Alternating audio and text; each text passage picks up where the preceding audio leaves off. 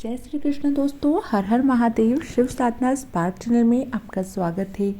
आज इस वीडियो में हम साल 2024 की चैत्र नवरात्रि के विषय पर बात करेंगे। दोस्तों, हिंदू धर्म में 9 दिन की नवरात्रि का विशेष महत्व होता है। इन 9 दिनों में माँ दुर्गा के 9 रूपों की पूजा की जाती है।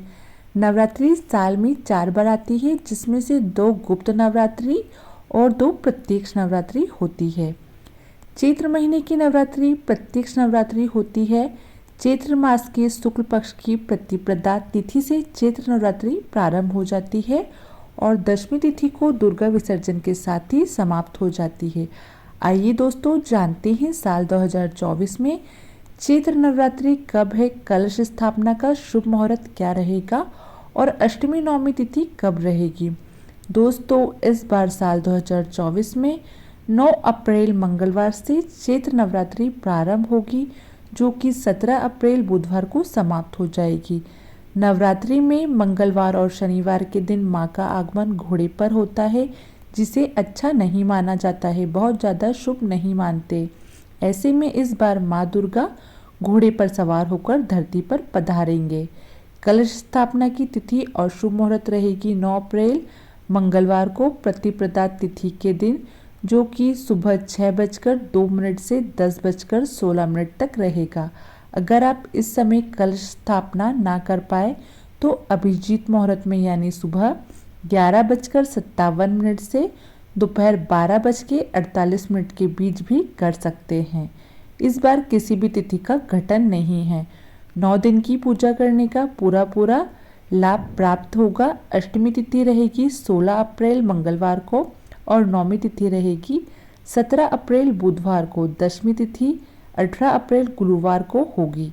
दशमी तिथि को नवरात्रि व्रत का पारण और दुर्गा विसर्जन किया जाएगा। इसी के साथ नवरात्रि व्रतों का समापन हो जाएगा। नवरात्रि के यह 9 दिन बहुत ही पवित्र माने जाते हैं। इन 9 दिनों में भक्त अपनी अपनी सामर्थ्यता के अनुसार माता रानी की पूजा करते हैं। इन 9 दिनों में नाखून, बाल आदि नहीं काटना चाहिए। व्रतधारी को पूजा करते समय काले रंग के वस्त्र नहीं पहनना चाहिए। विधि विधान से सुबह और शाम की पूजा करनी चाहिए। वैसे कलश स्थापना करना बहुत शुभ माना जाता है। अगर आप किसी कारणवश कलश स्थापना नहीं कर पाते हैं तो बिना कलश स्थापना के आप नवरात्रि के 9 दिन भी पूजा या 9 दिन के उपवास रख सकते हैं। इन 9 दिनों में अखंड ज्योत भी जलाई जाती है, जो कि 9 दिन और 9 रात तक लगातार जलती रहती है।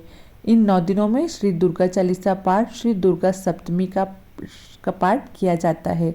अपनी अपनी परंपराओं के अनुसार अष्टमी और नवमी तिथि को अपनी कुलदेवी का पूजन किया जाता है और उसी के साथ कन्या पूजन भी किया जाता है। इसके बाद शुद्ध सात्विक भोजन ग्रहण करके अन्न से उपवास खोला जाता है। नवरात्रि के व्रत में भक्त अपनी अपनी सामर्थ्य के अनुसार, अपनी शारीरिक क्षमता के अनुसार उपवास रखते हैं।